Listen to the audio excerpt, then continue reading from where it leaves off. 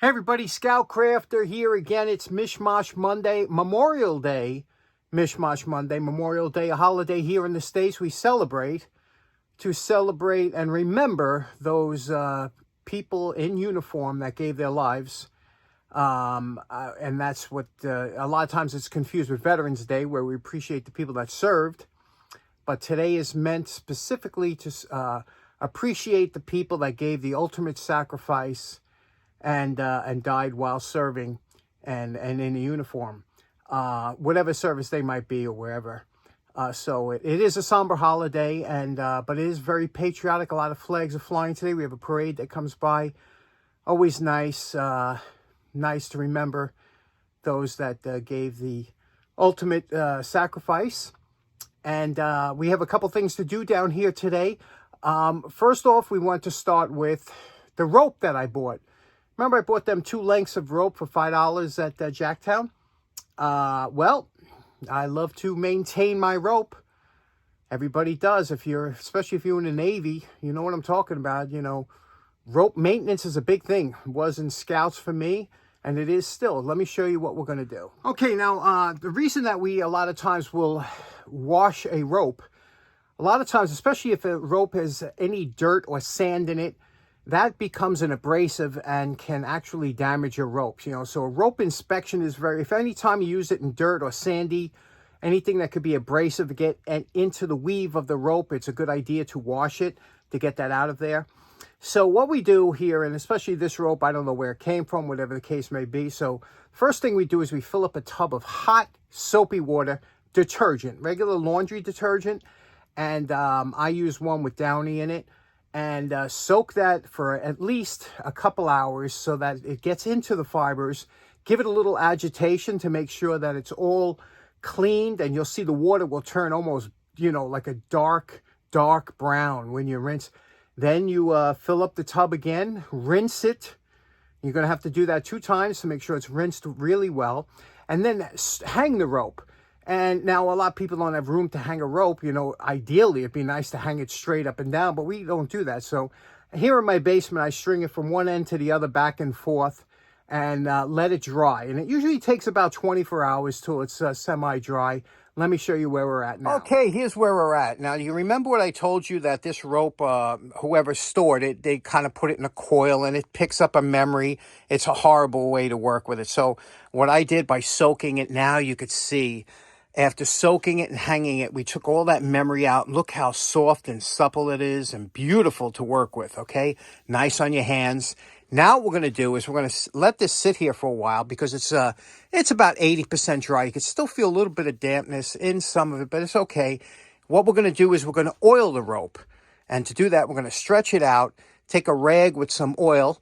Now, I like lemon oil, but I only use that for my good ropes because it's a little bit more expensive. But I'm going to use a mineral oil for this. You want an oil that doesn't get rancid. Put it on a rag and run it across the rope, and I'll show you what it looks. But look how nice and soft and relaxed it is now. Beautiful, huh? Okay, it's the next day. Now, ideally, if you have a patch of clean grass to lay out your rope, that's what you want to do so you don't pick up any rocks. Now, we saturated this piece of terry cloth towel with mineral oil. And when I say saturated, I mean that if you squeezed it hard enough, it would drip out. So it's got to have enough in there that it will transfer to the rope. Now you see what we're going to do is we're going to wrap it around the rope with your hand. And what's so nice about mineral oil is you don't have to worry, it's non-toxic. And in fact, your hands will be softer after this operation. So just run it down the rope a couple times. And like I said, just keep pressing the oil into the rope from the rag, and you're going to have to resaturate that cloth about every 5 or 6 swipes, and you'll feel it drying out as it transfers to the rope. And after you do that, you're going to run it one way and then all the way the other way, go in the opposite direction of the rope. And it only took me 15 minutes to do both ropes. Okay, the rope is now almost finished. The only thing we have to do, we whip the ends. We just have to dip them in glue. We'll do that now before we leave here. And you could see the nice sheen. There's a little bit of, I don't know if you could see it, a little bit of a sheen on the rope, but it's not saturated with the mineral oil. It's just a coat. It's just a nice coating on it. And it's so soft. It's so nice now. You rope guys will know what I'm talking about. This is just lovely, huh? Okay, next up, I was watching my buddy Chris has a nice channel called Make Everything. Chris has been on for a long time. I met him a couple times, real nice guy. And this here, he had featured on his channel, and I looked it up, and it's one of them impulse buy things. I looked it up on Amazon, and it said it was like 50% off, and these were $19, so at 50% off, I can't see paying $40 for this, but anyway, at $20, I gave it a pop because I wanted to. I'll show you what this is. It's an adjustable tap socket. And you know how I'm a big fan of clamshell packaging. I hate it. But the easiest way to do it is to cut into the sides here like this. Okay? Every inch and a half or so, cut that way. And then just cut up this way on the side. And when you do, it'll fall away. Now, if you don't do that, you see now when I cut those little horizontal cuts, when I went up, it didn't come back. Now, a lot of times people try and do this. They try and cut up the side. When you do that, this piece here will come back and hit you in the hand. I'll show you what I'm talking about. If I tried to cut up the side here, as I'm cutting up, when I get to this point here, you see it starts to make contact with my hand. And, that's where it gets uncomfortable and it gets weird. So these little horizontal cuts like this every so often stops that as you're cutting it up. You saw how easy it worked before. And that's, an easy way to get this out. I hate these things. Okay, now what this is basically, it's two sizes because this one goes up to 1/4 inch and this one goes from 1/4 to 1/2 inch. And you can see here how this operates. As you close it down, it opens and closes this little chuck here. So here I have a 1/4 inch tap here. We'll put this in, open it up a little bit, put this in, and then tighten it down. And now you have basically a tap chuck that can go on to an extension like this, a 3/8 extension, or a ratchet like this if you don't have a tap handle, or if you needed that extra or whatever, or you wanted.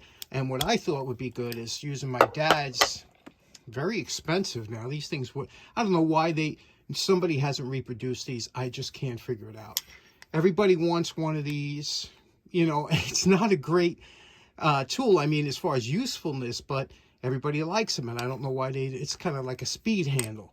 So if you took this off, put this right onto here, I could see this working, nicely as a tap handle, right? So that's why I got it. I thought it'd be excellent for that. And this one here is, like I said, for the larger size taps here. Screws in, very tight, solid closing on there. I think it should work pretty good. What do you think? What do you say we test it out with the speed ratchet handle on this 1/4 and just into some PVC?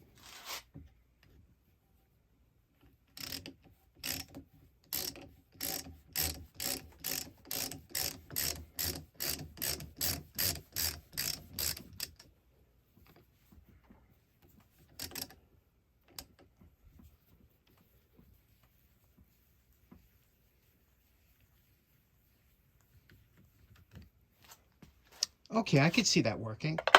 I like it. Okay, next up, a long time ago, I did an introduction to this tool and tools like it. They call them cat's paws, and they're basically nail removers and things like that.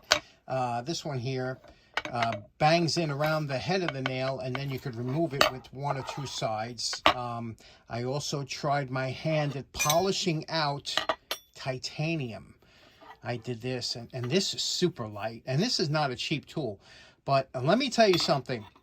This is one of the hardest tools I've ever done as far as trying to get a finish on here. And it came out pretty decent, it's polished, but they always come sandblasted or glass blasted or something, dull, because of the reason that you can't polish these out unless you're a maniac. This thing took me hours to get kind of this finish, and titanium is hard.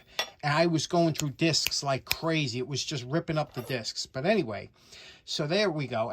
But this one here I picked up, inexpensive enough, Probably got it at the dollar table or something. Take a look at it. I thought this would be a fun project to mess around with. Now, this is a cat's paw. What's unusual about this, a lot of times on the back of... Look, when you're going to make a tool, you try and make it as useful as you can. So you get this front end, which is real good. And usually they put another type of hook on the back or some kind of pry bar. This one just had a flat back. So I don't know why that happened. So we could do whatever we want with this tool, obviously. But you could see here the damage. Somebody was wailing on this, which you have to get this, you know, under here. But the tip's good, so the steel is good. But over here, you see that damage over there? Remember what that looks like, because we're going to have to restore that.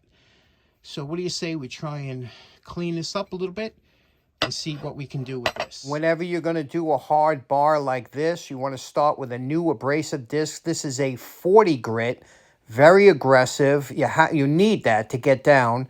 And then we'll finish up with a lighter abrasive like here, Warn 120.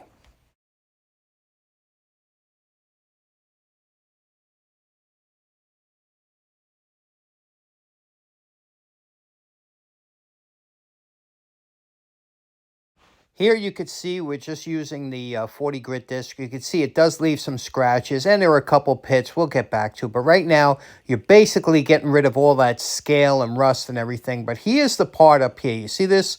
You see how that was banged over? We got to get that back so it looks like it wasn't damaged. And that's the key, okay? So you remember, when you hit these, the best thing to do is to have your Stanley vise and just keep repositioning it so you get a good position.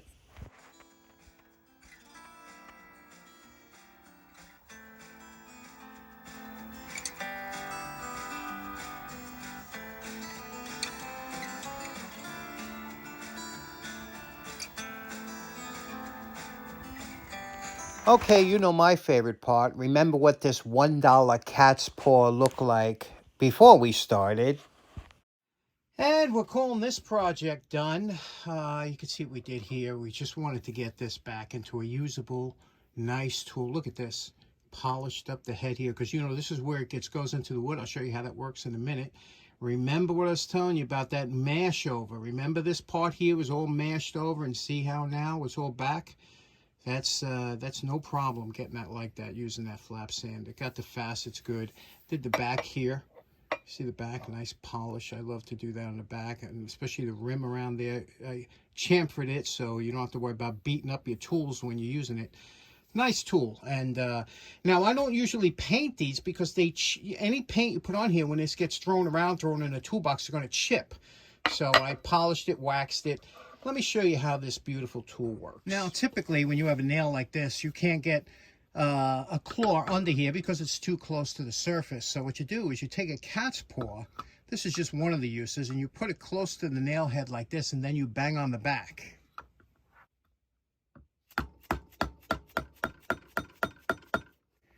And you can see we just went under the nail, and then you lift it up.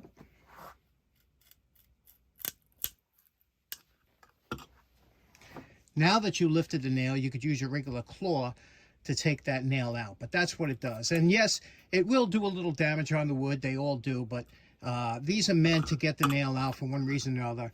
And then you would pull it out using your nail puller, crowbar, or claw hammer. Now, the whole fun of restoring tools by yourself is that you can have your tool any way you like it. And I know a lot of you out there are on the fence, whether you like shiny, whether you like blued, painted. So I did this for the guys that like the bluing, or wanted to see what this would look like in blue. And you could see here, I left the top polish because that's going to be worked on. But you could see here, I blued the, and then I did a little engraving on here. You could see Scout Crafter engraved there. Okay. And then when you flip it this way, it also says Scout Crafter. Okay. Put the date over here, 2023. It's, there we go. You like it blued? Or do you like it? So what's your favorite on this one? So there we go. Until we do something else, this one's finished.